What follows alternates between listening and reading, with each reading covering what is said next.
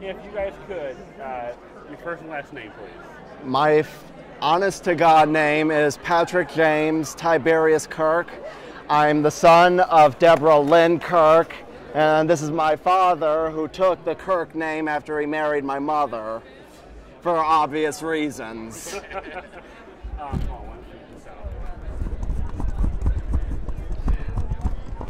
I was... 1 second there.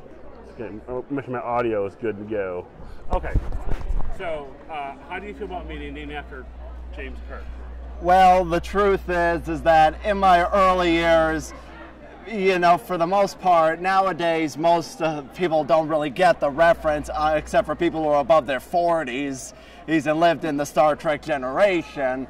But, I mean, you know, to most people who meet me, it's just a really long name. But, I mean, you know, I figured I've got the name. I might as well have fun with it.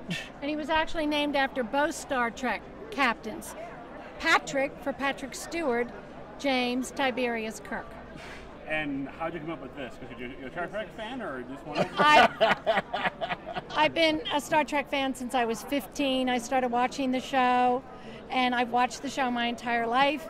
And when I had my firstborn child, I had to name him after the two starship captains. And I couldn't decide. I'm one of those. Do I like Picard or do I like Kirk? Are you at all embarrassed at all by naming your kid after that at all? Absolutely not. Why is that? Because Star Trek has been such a remarkable part of my life, my entire life, that I wanted Patrick to be a part of that. Why do you think it's so popular today still after all these years? Well, because first of all Roddenberry was just trying to make this really was such an envelope pusher. He just did everything he could to really piss off the censors when the show was first aired. Having Shatner kiss Nichelle Nichols was on camera, the first interracial kiss. It's in TV history. You read the whole thing with the Karons and the half-blacks and the half-whites. He was just such a political man. He was just one to stir up controversy and get people to pay attention to everything. And that's what's really the spirit of Star Trek, is that it just shows that no matter how long people go on, the struggle will always continue, and this is always going to be an issue. And we just always have to keep on fighting for it. And he was wonderful to women. I mean, in the original series, he had Romulan female commanders. He always had women in high positions of power. He had Janeway, the captain of the Voyager starship. All right, Dad, this is for you real fast. Okay. When you were dating your wife and you found out her last name, was it a lock for you then that this was your wife, or? Our first date. Our first date was, I took her to a movie, Star Trek Insurrection opening night. and she said her last name. Did that immediately spark interest in you? Well, I knew that name, obviously, when I first started dating her, but I've been a Trekkie since high school. I mean, I wore a blue Mr. Spock t-shirt to school growing up. So Were you ever razzed or made fun of? Oh, absolutely.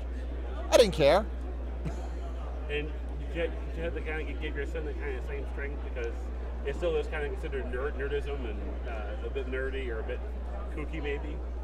I don't think he Tell him how Leonard Nimoy influenced your life and what you ended up doing. Well, that's true, because when I was going to school, Leonard Nimoy was my role model, which is why I wore his shirt in school.